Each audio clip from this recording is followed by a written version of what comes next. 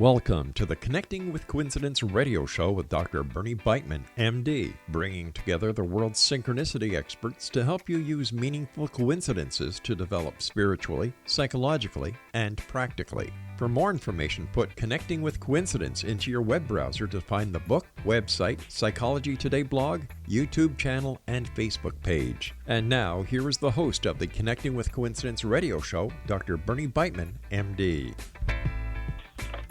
Thank you very much, Rob, and welcome to Connecting with Coincidence. Yes, I am your host, Dr. Bernie Beitman, MD. I'm a psychiatrist in private practice and on the faculty at the University of Virginia.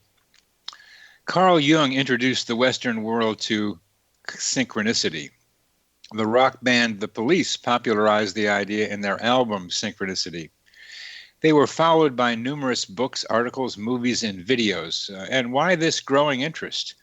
Weird coincidences are messages to us earthlings about the true nature of reality, messages that we can try to decode. They tell us that our minds are interconnected and are part of a greater mind that I call the psychosphere, that each of us has hidden powers and abilities. Look for their helpful advice, their evidence for deep connections with those you love. Put Connecting with Coincidence into your web browser to read my Psychology Today blog and my book, Connecting with Coincidence. To see how sensitive you are to coincidence, take the Weird Coincidence Survey also on my website. Connect with Coincidence. Synchronicity is spoken here. Our guest today is Charles Hamner. Charles's career proceeded in 4 stages.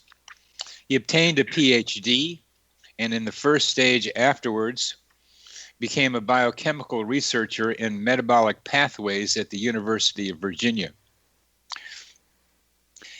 In 1964, he worked with A.H. Robbins' company and helped develop 15 over-the-counter products for the respiratory and GI tracts. And third, in 1978, he became an academic administrator here at the University of Virginia Medical Center as Associate Vice President and Chief Operating Officer.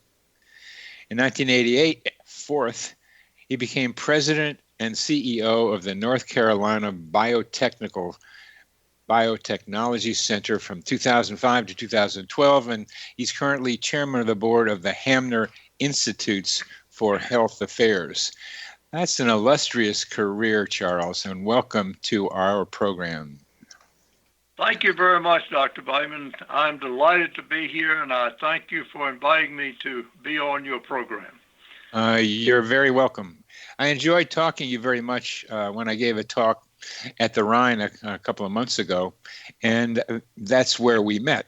And I'm very curious about how you got involved with the Rhine, which is an institute which since the 1930s has been studying parapsychological phenomena like telepathy and clairvoyance.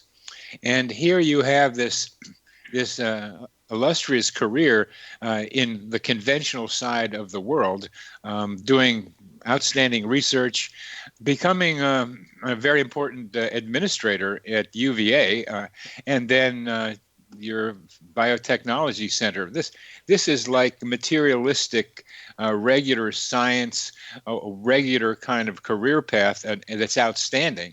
But how did you then get over into the parapsychological?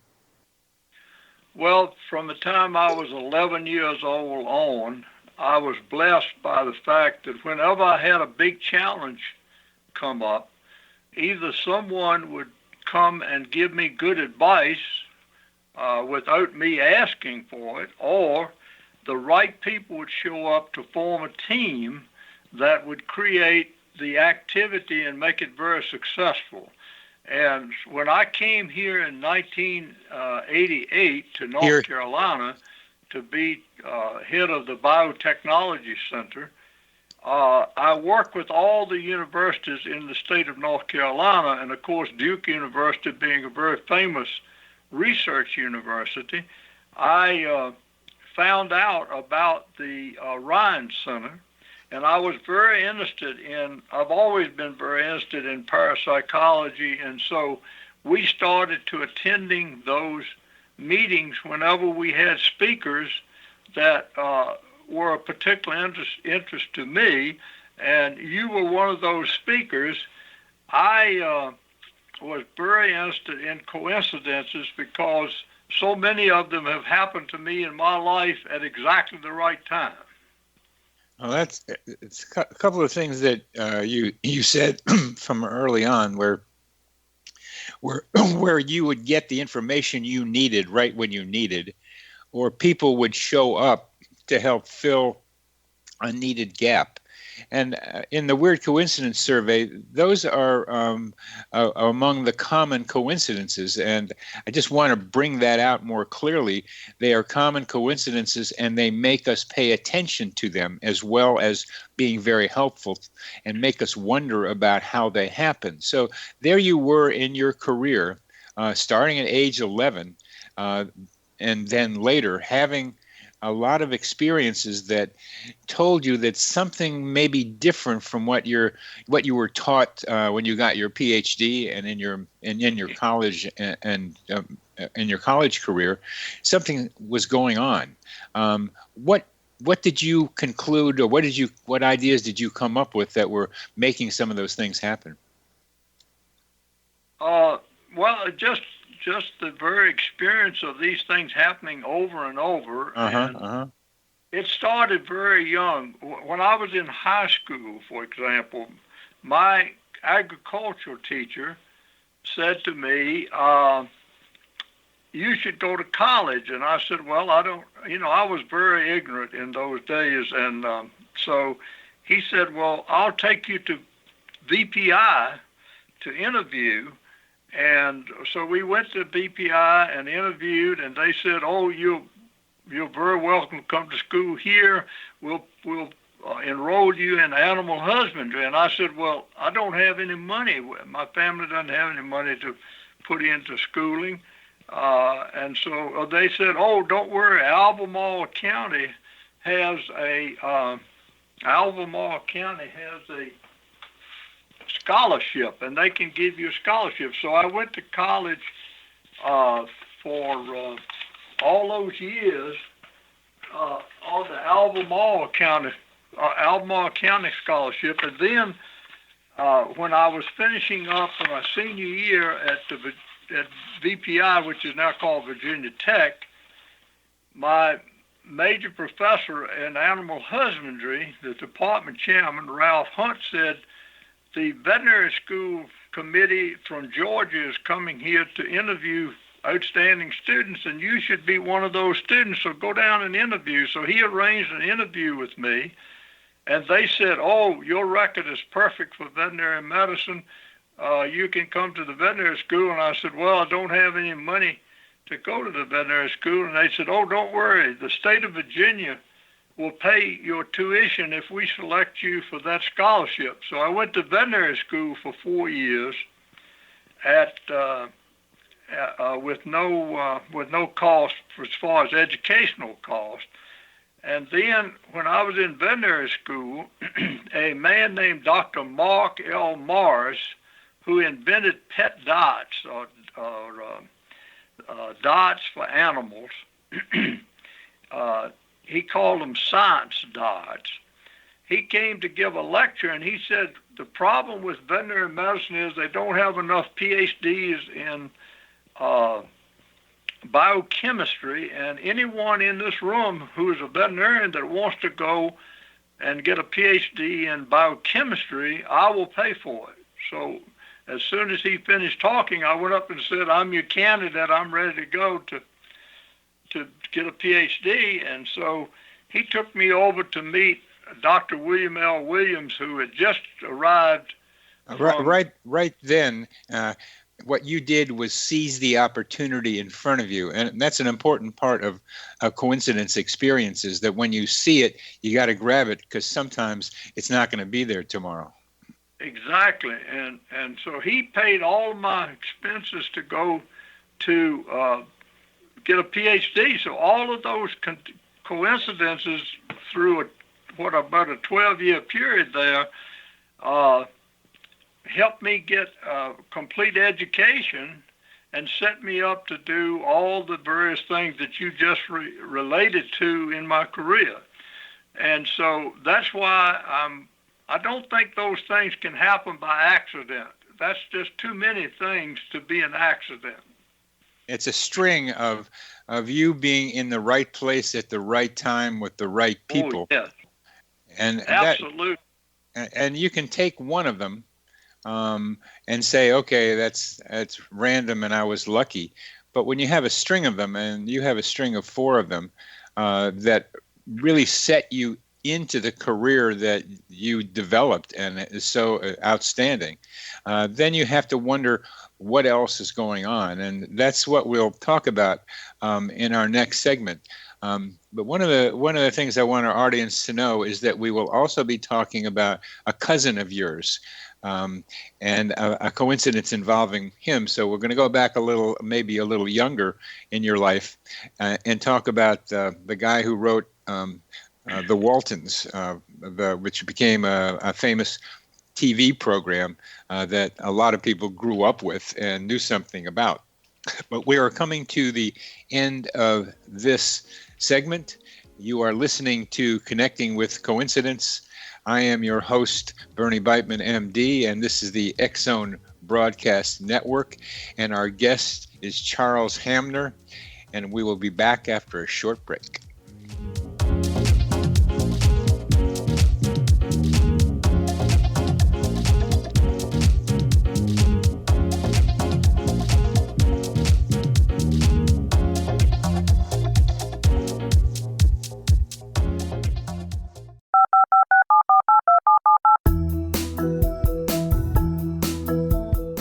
Did you know that when you're on the road with limited data or Wi-Fi, you can still listen to the X-Zone Radio Show with Rob McConnell, The Science of Magic with Gwilda Wiyaka, X-1, Dimension X, Space Patrol, and every minute of the X-Zone Broadcast Network by calling 213-401-0080, courtesy of Audio Now. No smartphone, app, or internet needed. It saves your data plan and it's free if you have unlimited minutes. Call 213-401-0080 to listen on any phone, anytime, anywhere. Remember 213-401-0080 for the best of the paranormal, parapsychology, and sci-fi radio programming anywhere, 24/7, 365.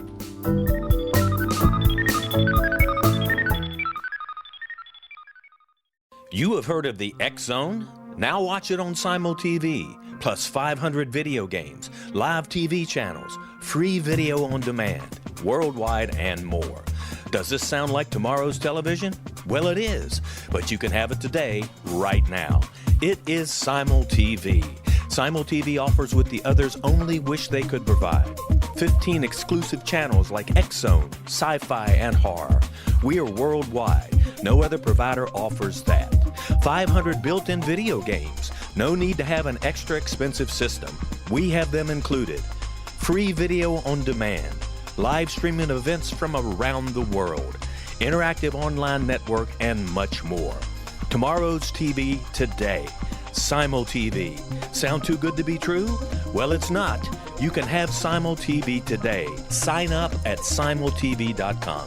Do it today.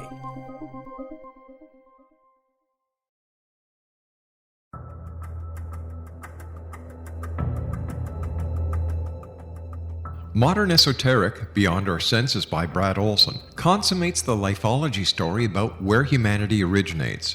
It is the lost continents, the primitive wisdom, the mythos of creation, and the rethinking of ancient history as we are taught in academia.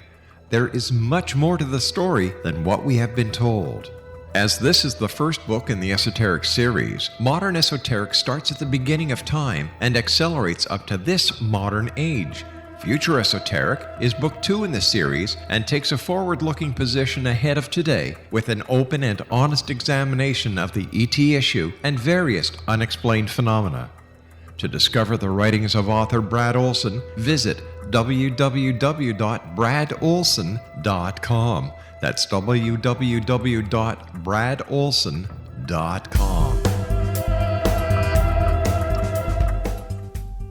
Welcome back to CC with BB, Connecting with Coincidence with Dr. Bernie Beitman, MD, and that is me.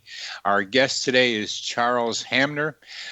We've gone through some remarkable coincidences with Charles, and not just one, but a bunch of them. And it says something to Charles about himself and something about the way the world works. But we're going to go back a little further in Charles' history before we go into the future again. Charles, at age 11, you had your first coincidence.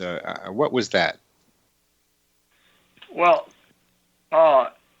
it was a unique thing of falling off a bicycle and a group of logging people recovering me from that and putting me on the back of a truck and carrying me home, and the doctor being there to treat me at the time. And so it was just amazing that all of this happened out in the middle of nowhere, and everything lined up to get me recovered so that I was well and have hardly ever been sick since that time. Well, that's another thing, but that's wonderful. But the idea that you were out in the middle of nowhere and help arrived unexpectedly, yes, and the doctor was around, is a basic coincidence theme that I'm delighted to label help arriving right when you need it, and that's medical help arriving to be specific, and that's a theme that I see repeated from other people's reports, and how that happens and why that happens was another question. But there it was. You have a cousin, or you had a cousin named Earl. Yes. And could you tell us something about Earl, your cousin, and then Earl, the guy who wrote the Waltons? Yes, we called him Earl Jr., of course. He was 10 or 12 years older than I, and so I only knew him as a teenager, but he was always very quiet. He always kept a little notepad in his back pocket, and he would talk to people and do things, and he would take notes. And everybody thought he was a little bit strange because he was so quiet on one hand, but if you said anything or told him some story, he would make notes about it. Wow. And then he went away to college. My aunt took him to Richmond, to University of Richmond, and put him through college. And then he went to work in New York. And the peculiar thing and the coincidence that I would want to tell you about was I had not seen him for many years, at least, 8 or 10 years. And I was a sophomore at Virginia Tech, and in Charlottesville area, I lived in Charlottesville, Virginia area, and there are farms, really nice farms all around Charlottesville, and they have nice homes on them. And so people from the Northeast and so forth and around the country, and even from foreign countries, moved to Charlottesville area to live there. And so 2 families moved from Connecticut and New York to that area, and they were friends.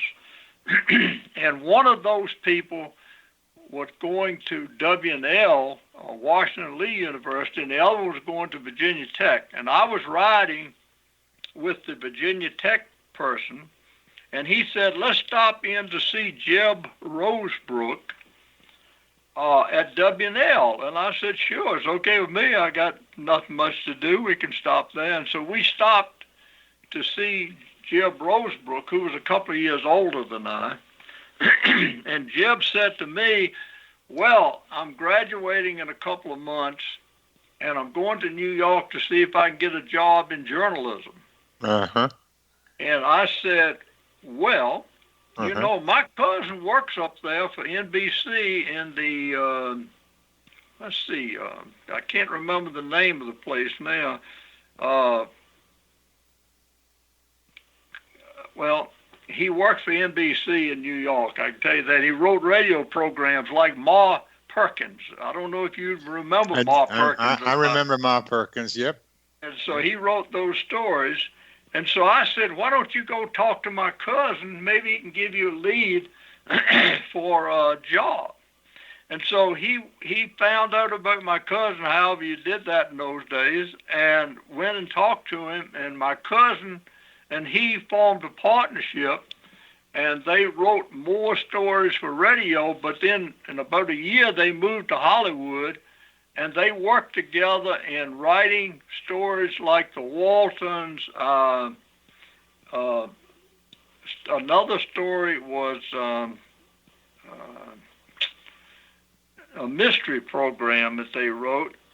I can't remember the name of the doggone mystery story now, but it was about psychic things. It was about psychic medias and things. So Jeb Rosebrook and my cousin became friends and partners and wrote things for television for 20 years or more, based on the coincidence that I went by to see him when he was a senior in W&L, and I hardly knew him.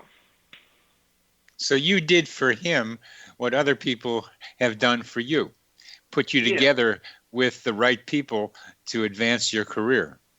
Yes, that's exactly what happened. Now, we've been good friends ever since, because he seemed to always be grateful that I told him about Earl Jr. and that he was able to have such a wonderful writing career. The Twilight Zone was the program that they wrote studies for. No kidding. So Earl Jr. helped write the Twilight Zone. Yes. Wow. So and also there was a program about the winery industry in California that they wrote a long series about, and I can't remember the name of that program either. But Earl Jr.'s mother came from a wine-producing family, and so he was always interested in wineries.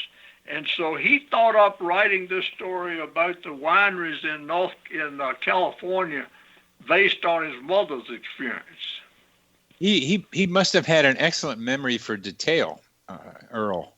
Yes, and he kept notes all the time. That was what made everybody think he was strange. He was always keeping notes.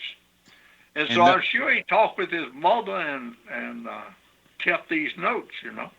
Yeah,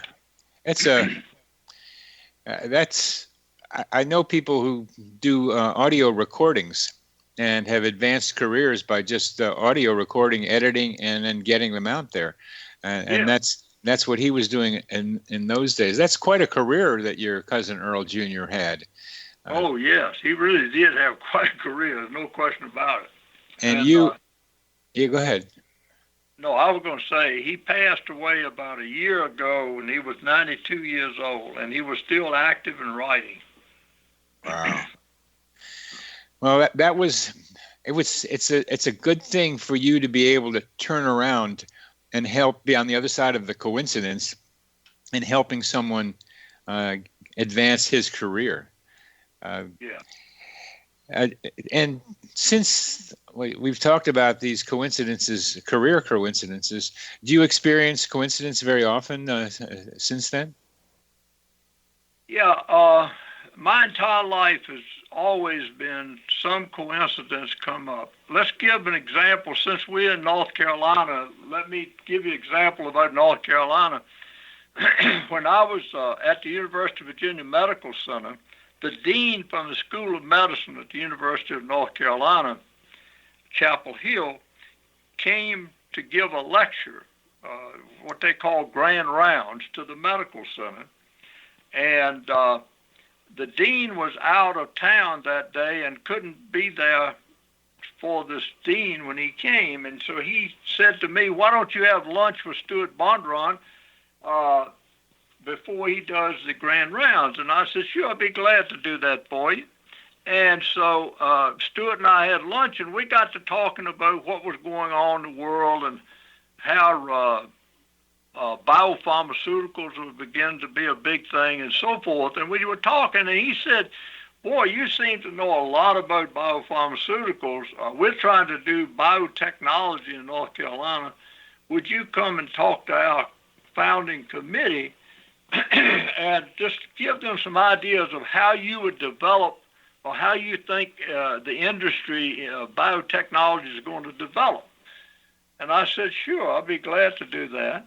And so I came down to North Carolina and met with the founding group of people for the Biotechnology Center in North Carolina, and just went over 3 or 4 things that I thought was essential concerning starting any industry, and that has to do with very strong research, having to do with educating the public about the industry and setting up the school system to teach the people so that they can have jobs and job training, and then being prepared to start up new companies that emerge from the new research that's being done.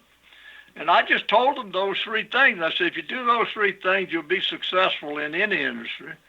And they said, gee, we would love for you to come here and oversee this program if you would, because we don't have a firm program for a firm idea of how to do this, and you seem to know exactly what to do. Charles, we're at the end of this segment, and we will continue that after our break. You're listening to Connecting with Coincidence on the X Zone Broadcast Network.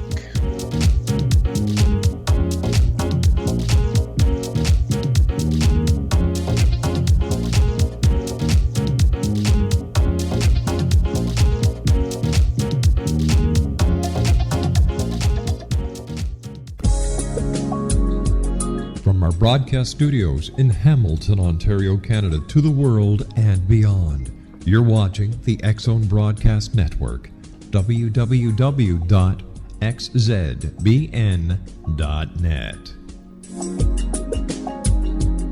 AVS Media Demo. You have heard of the X Zone? Now watch it on Simul TV, plus 500 video games, live TV channels, free video on demand, worldwide, and more. Does this sound like tomorrow's television? Well, it is, but you can have it today, right now. It is Simul TV. Simul TV offers what the others only wish they could provide. 15 exclusive channels like X-Zone, Sci-Fi, and Horror. We are worldwide. No other provider offers that. 500 built-in video games. No need to have an extra expensive system. We have them included. Free video on demand. Live streaming events from around the world, interactive online network, and much more. Tomorrow's TV today. Simul TV. Sound too good to be true? Well, it's not. You can have Simul TV today. Sign up at simultv.com. Do it today.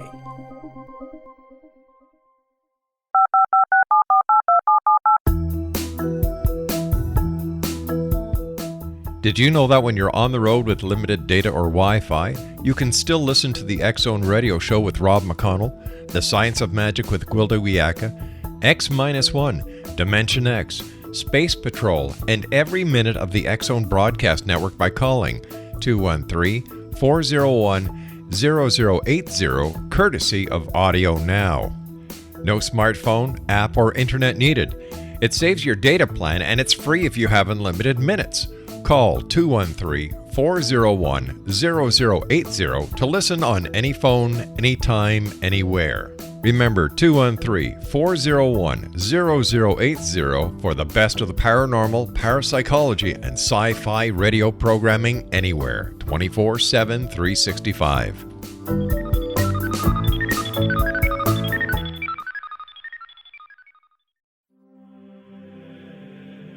Rob McConnell here, presenting an overview for Nicholas Paul Jennings, author of a fascinating book, Amen. It presents facts revealed by Egyptologists, facts that enable us to understand why Amen is the beginning of creation of God.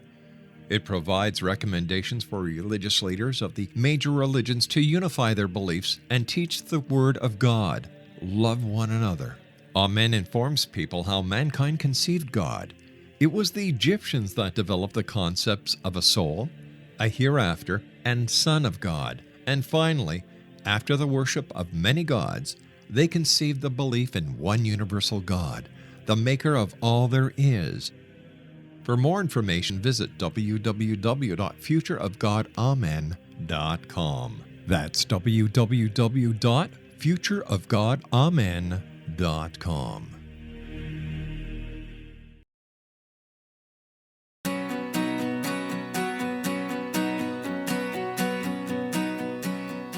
Welcome back to CC with BB, Connecting with Coincidence.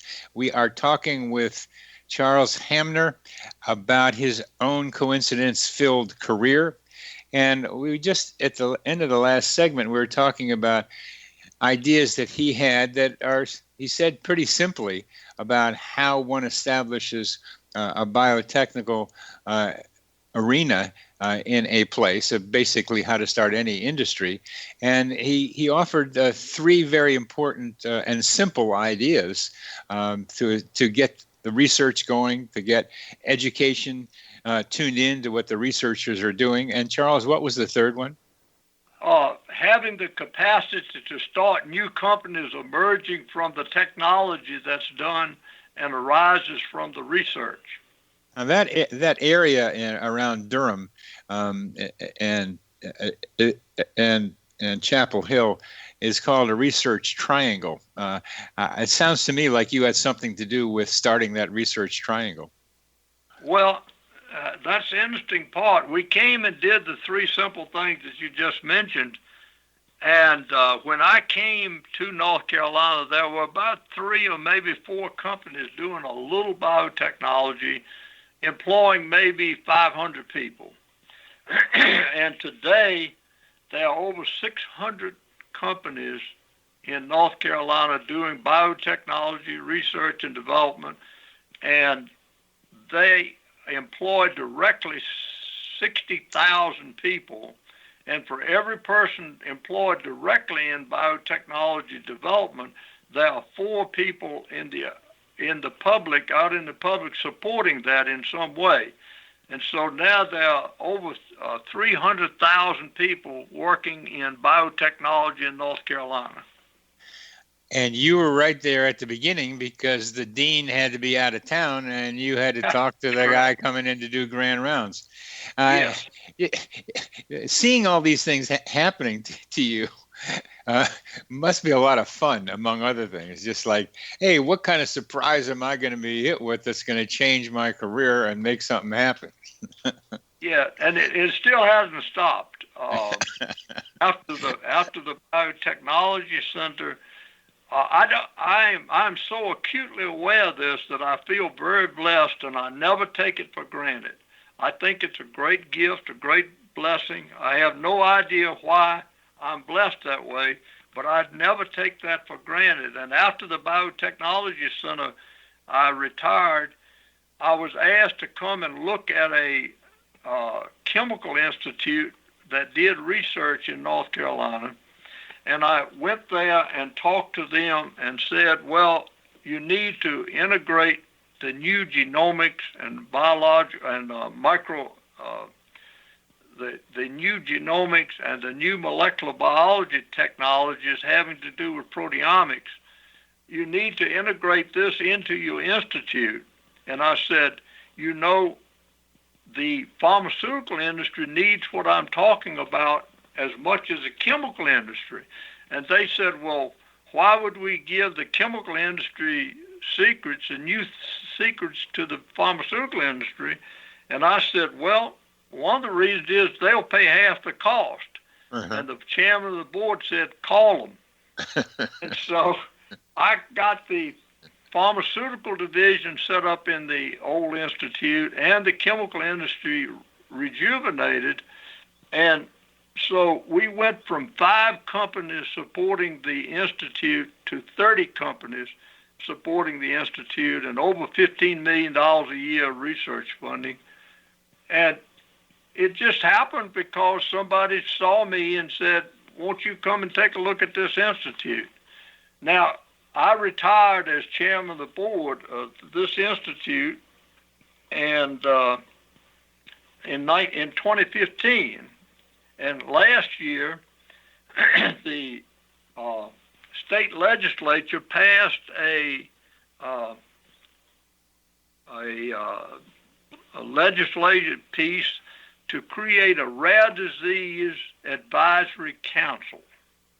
And so the man that is chairman of that rare disease advisory council saw me and said, you know, you're always organizing things. Why don't you try help us organize this this program? Well, just like what always has happened in the past, I had never thought about it. I don't know very much about rare diseases except the genomic part of it. I just had no idea of what to think about rare diseases, and all the right people have shown up, just like always in the past. A friend of mine whom I met back in 1989 when I recruited Biogen here, this friend of mine was... Biogen is a company, just so we know. Yes, Biogen is a big biotechnology company out of Boston, Massachusetts. And you recruited them there? I recruited them to come to Research Triangle Park, yes.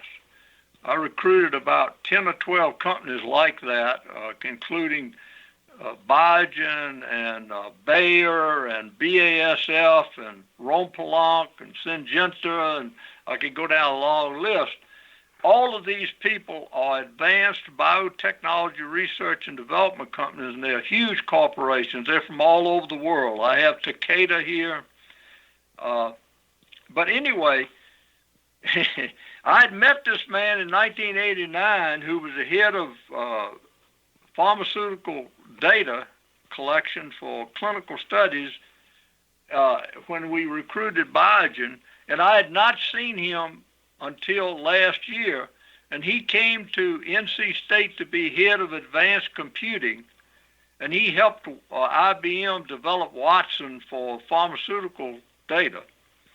And I saw him and said, hey, would you help me? I need two groups of people. I need people that know the pharmaceutical industry, and I need analytical computing technology.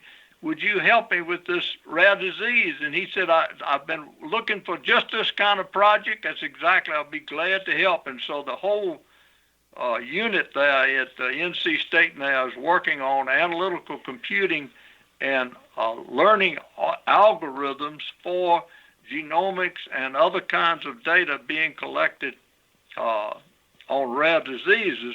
Now, at the same time that happened, a man showed up at the Hamner Institute who helped start Genentech. And he and I had worked together at Merck back in the 1960s, late 60s and early 1970s. He retired here to North Carolina, and he knows the pharmaceutical industry inside and out because he worked with Merck and Genentech and a number of other important companies. And so I asked him if he would oversee the program for me and be the CEO. So he volunteered to be the CEO, and all of this is done voluntarily. And I got the top computing person probably in the country, and we all came together with the medical profession.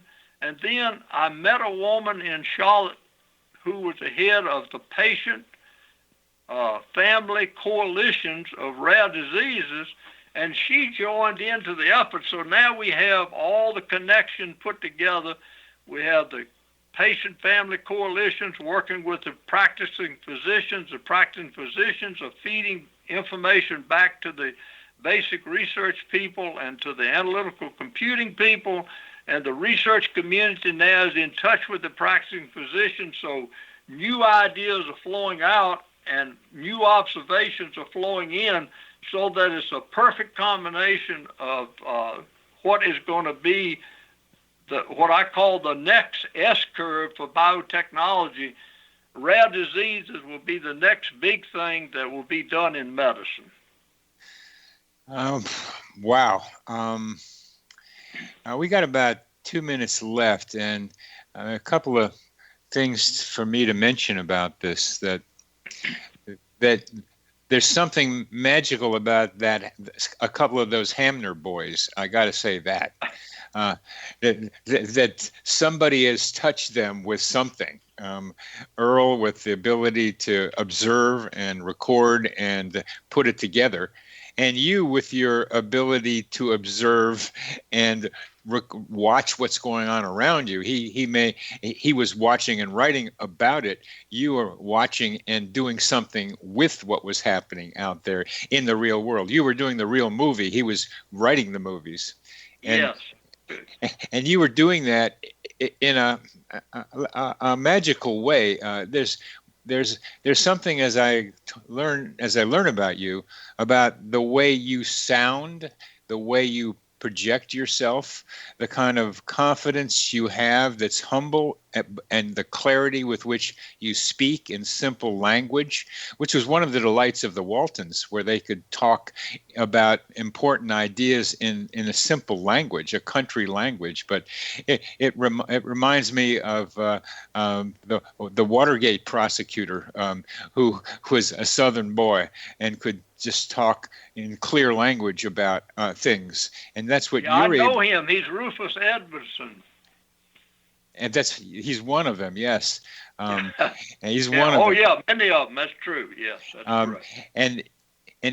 But there's something about the place you are in the world where you are, and that I would like to have other leaders know, because coincidences in leadership is an important developing area. I've had a couple of people on the program talking about leadership and synchronicity, and we'll talk about that more because we're in our next segment. We're coming to the end of this.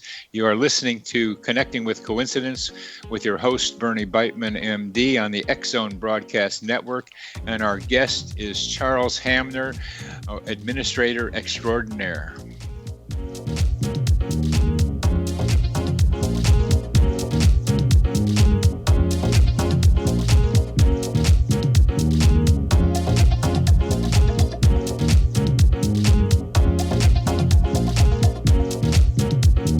You have heard of the X-Zone? Now watch it on Simul TV. Plus 500 video games, live TV channels, free video on demand, worldwide, and more. Does this sound like tomorrow's television? Well, it is, but you can have it today, right now. It is Simul TV. Simul TV offers what the others only wish they could provide. 15 exclusive channels like X-Zone, sci-fi, and horror. We are worldwide. No other provider offers that. 500 built-in video games. No need to have an extra expensive system. We have them included. Free video on demand. Live streaming events from around the world. Interactive online network, and much more. Tomorrow's TV today. Simul TV. Sound too good to be true? Well, it's not. You can have Simul TV today. Sign up at simultv.com. Do it today. The new nonfiction book, Razor of Madness, is similar to cult movies like Clockwork Orange, Dragon's Tattoo, or The Other Side of Hell. Wayne Morin Jr. and Thomas Lee Howell expose widespread and systematic deficiencies in this thought-provoking tell-all novel. Mind control rages among scholars in law schools. Human rights are ignored while thought reform and mental manipulation are accepted practices used as behavior modification. Dr. Louis Jolyon West comes to mind. Media and public scrutiny shows that United States mental hospitals are in fact destructive murder industries. Razor of Madness expose novel details this epidemic through an in-depth professional and personal investigation. For decades, there has been a revolving door policy that still releases killers and pedophiles back into society.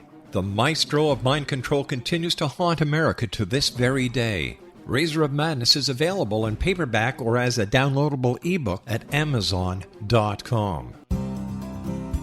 I'm William S. Peckham. If you enjoy a good mystery with a touch of the paranormal, then you'll love my novel, From Out of the Woodwork. It's the story of a young Toronto contractor, Sean Kennedy, who buys derelict homes, guts them, and turns them into multifamily dwellings. Slums just waiting to happen. When Sean buys 29 Livery Lane, the house fights back. Former owners unexpectedly come out of the woodwork as he starts the destruction. The apparitions come to him when he touches old books, reads hidden letters, rummages through old boxes, finds a locket, or reads a discovered manuscript of a murder mystery. From Out of the Woodwork will take you from 1899 to the horror of the World Trade Center, September 11, 2001. Check out From Out of the Woodwork on my website, www.williamspeckham.com.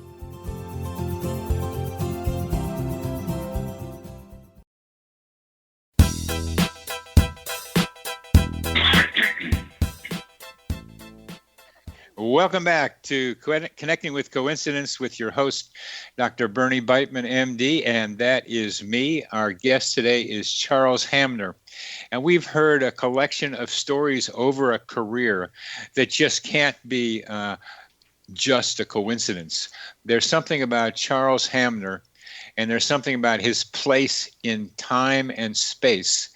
And there's something else that has put him in situations that allow him to help things happen. At first, being rescued as a child, as an 11-year-old out in the middle of nowhere, where help arrived without knowing how, getting money and funding to get a PhD in various steps through college and graduate school, and then finding his way into various career opportunities in which he developed a great capacity in biotechnology and learned some of the basic ideas, and has continued to stay with new ideas like genomics.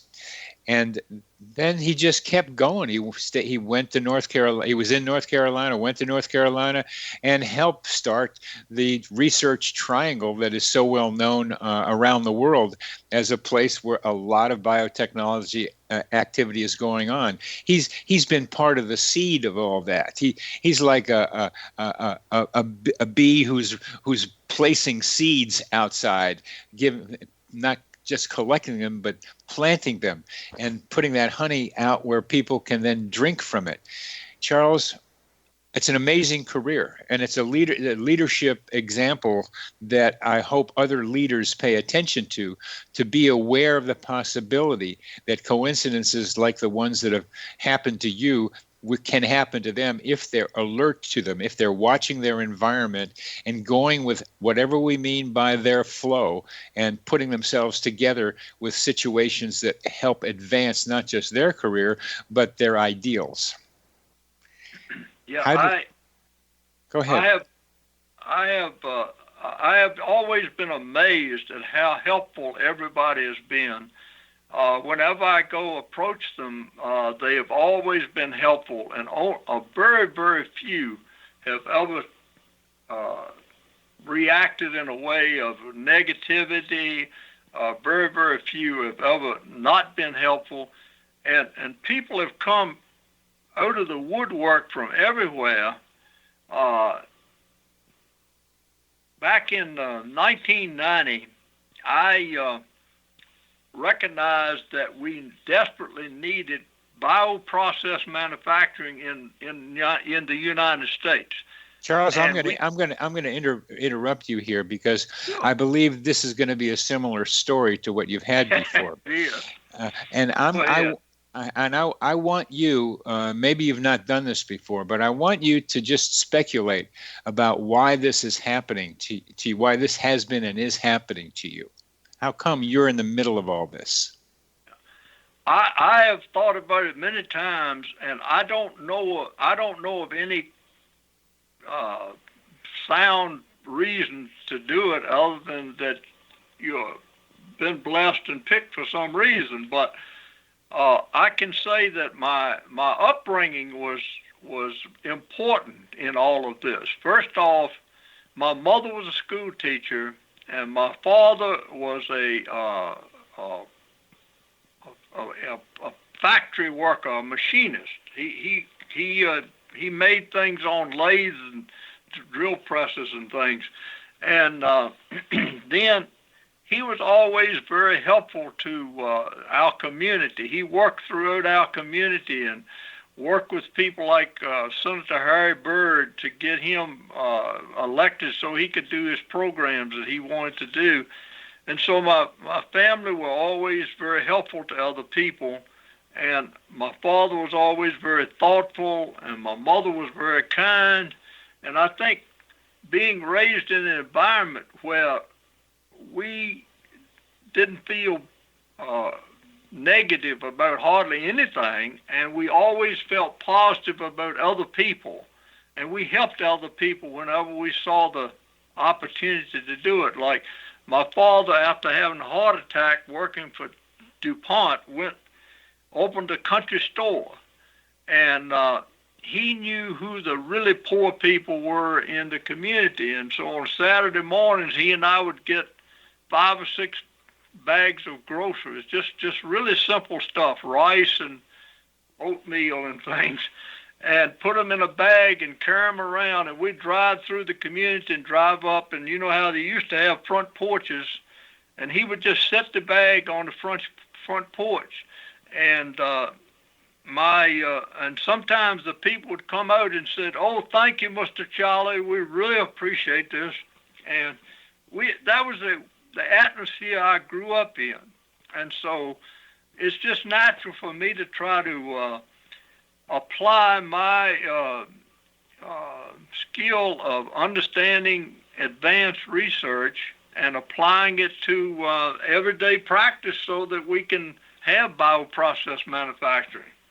What I get from that, Charles, is that you learned to believe there was goodness in you and goodness around you, that you could tune in with your heart to the environment around you in what people might call now a loving way, where you could love and know love was there because you grew up in that and you saw your father and your mother behaving like that. So you felt that there was a lot of positive in you and your environment and came to expect it when you interacted with other people. Yes, and and the other thing is that my mother and dad had never found any difference between people. They were all the same as far as they were concerned. So it didn't make any difference what their skin color was or what religion they were or any of that sort of stuff. That all went out of the way. It was not considered, and only how well off or how we could help them if they weren't well off was the only big consideration. Why don't we have more people acting like you? You're a model for what the future person might be like, and part of that is having the good intentions you have, but not just good intentions generally. Good intentions with some specificity. But some of what I wonder about is how it happened that people came to you, not that you necessarily went out to them, which you did, and you approached people pretty regularly, as you did with the rare disease organization that you put together. But somehow people also came to you. They recognized something about you. They hear you talk, and they said, "This guy has something."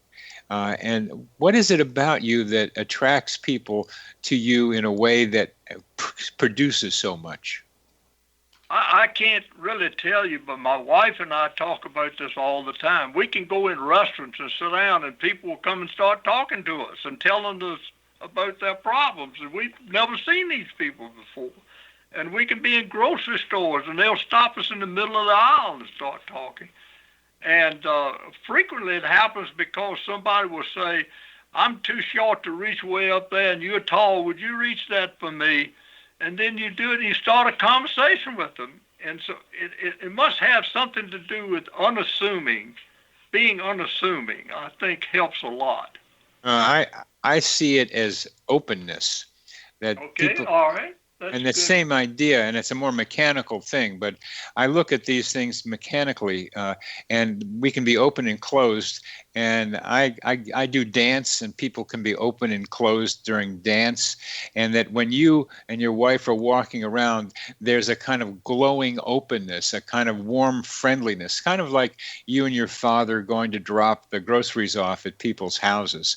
There's a givingness and a welcomingness in your vibrational energy around you, and I think these are measurable, and I know I know from experience that that human energy is something real that gets transacted between people, that people can feel, but subconsciously. I'm interested in how we pick that up. I think it's through our skin, some kind of sense receptors in our skins that pick up the energy fields of other people.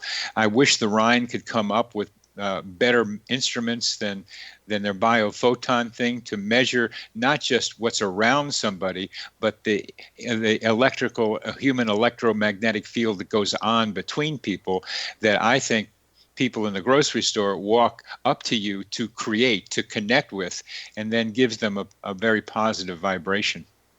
Well, that's now that you brought it up, that's exactly the way I assess everybody else. In 30 to 60 seconds, I know who I'm talking to and what they're going to say and do just about. And what we have a minute left. What did you see about me, Charles? Well, I was fascinated with your interest in coincidence because I'm fascinated, and so I think it was a common interest that brought me things. But you do things for best interest of the people, not for yourself. And that kind of attitude is what I think also attracts people. Yes, that they can tell that you're doing something for others, that you're not just doing it for yourself. Yes, exactly. And they pick that up from you. I mean, the image of putting the groceries on the front porch is key in that. Now we've come to the end of our show, and it's been a very great pleasure, Charles, having you on the program. And if you're up in Charlottesville, please let me know. Thank you so much. We will certainly do that, and thank you for having me on the program. You're welcome. You're listening Connected with Coincidence on the X Zone Broadcast Network. We've been with Charles Hamner.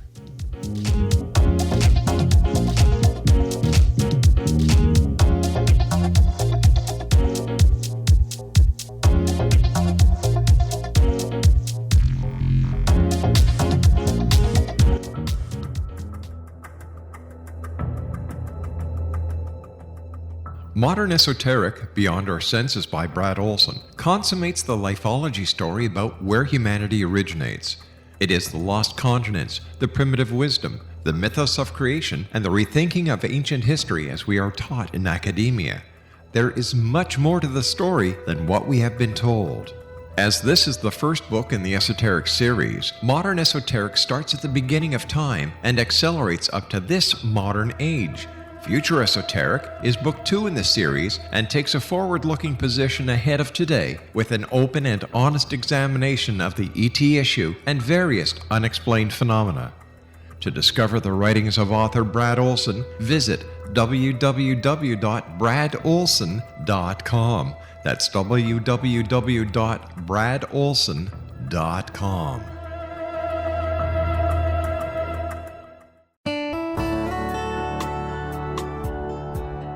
Are you or is someone you know struggling with addictions, depression, anxiety, relationships, low self-esteem, lack of confidence, grief, success, and prosperity? Do you know that your subconscious belief plays a big role in the outcome of your hard work? We can help you permanently change the beliefs that may be the reason for your struggles and failures. We care about getting you the return on your investment and the results you are looking for. We can help you be free of the limitations of your past and in realizing your highest potential. We work with people by phone and Skype. For more information, visit us at www.ritasoman.com. That's www.ritasoman.com.